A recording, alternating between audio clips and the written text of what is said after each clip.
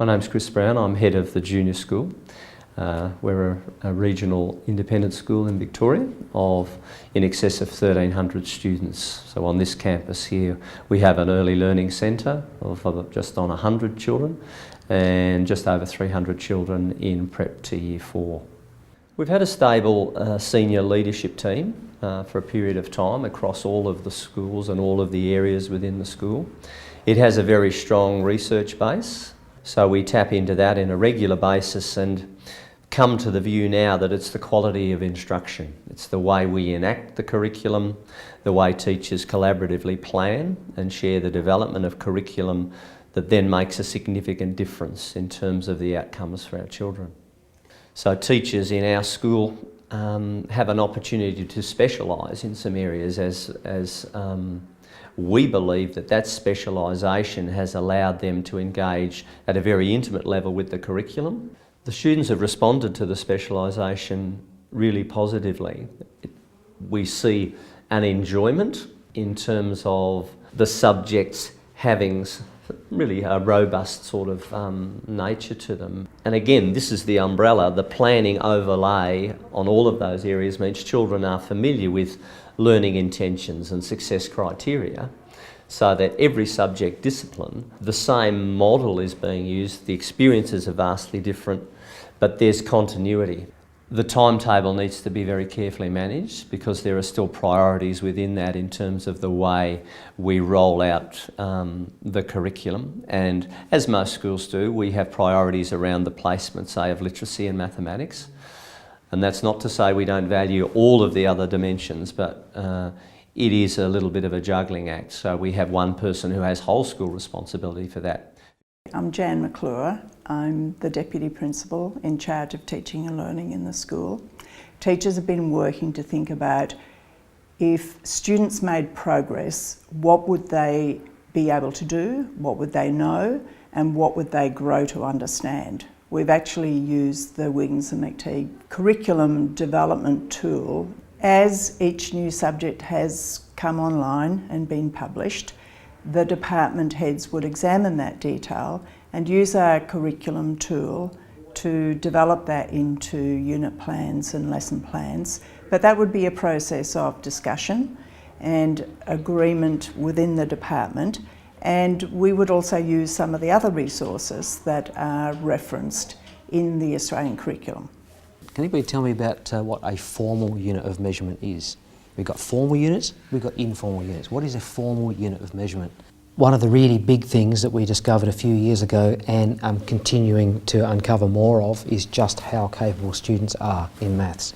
And that is a result of the very focused teaching that we have, and now of course that starts from early learning all the way up.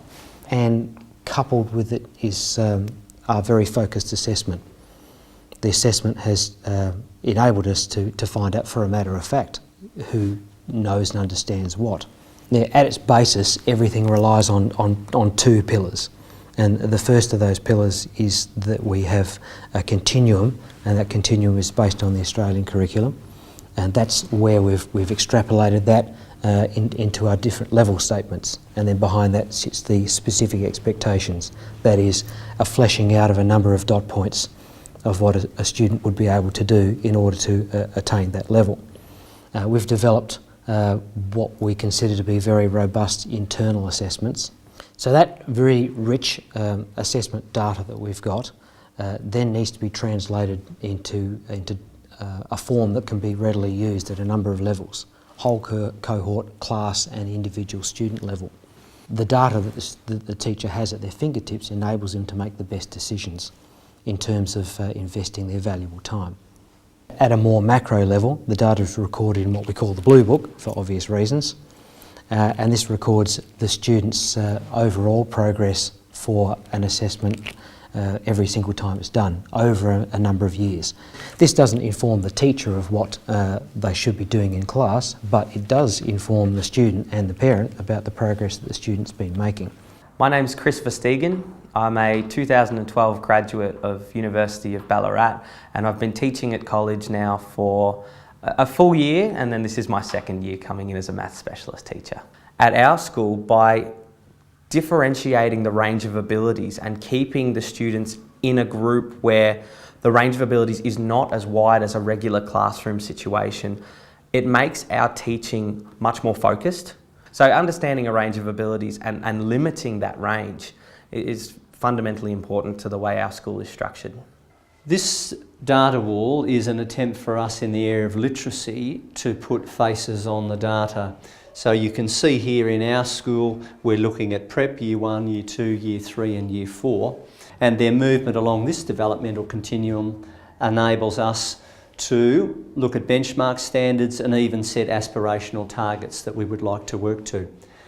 And this is underpinned by our work in our early years program, where we firmly believe at a national and a state level in early years programming, the notion of guided play and learning, adult-led learning and child-directed play and learning is still going to engage with our curriculum in terms of an interface. And what you can see here are the students in our 4-year-old program, so this is before coming into prep, where we have information about their letter ID, their phonemic awareness, and we have information regarding their concepts about print. Well, my name's Rebecca Connolly. I'm new to Ballarat Clarendon College and new to our maths team. I started teaching maths in January of this year. I've appreciated the teamwork because actually we have a team who meet every Monday and Tuesday. We spend quite a lot of time talking about our curriculum and also talking about the way that we teach, talking about the really fine-tuning the best strategies for teaching across the maths curriculum.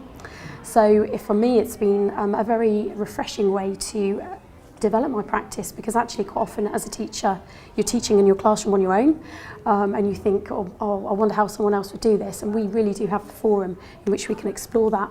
And especially as someone new to the team, for me that's fantastic because it means that I really can learn from more experienced colleagues. The major outcomes for the school and for the students have been, well, firstly, our math results have spoken for themselves. That's been very gratifying.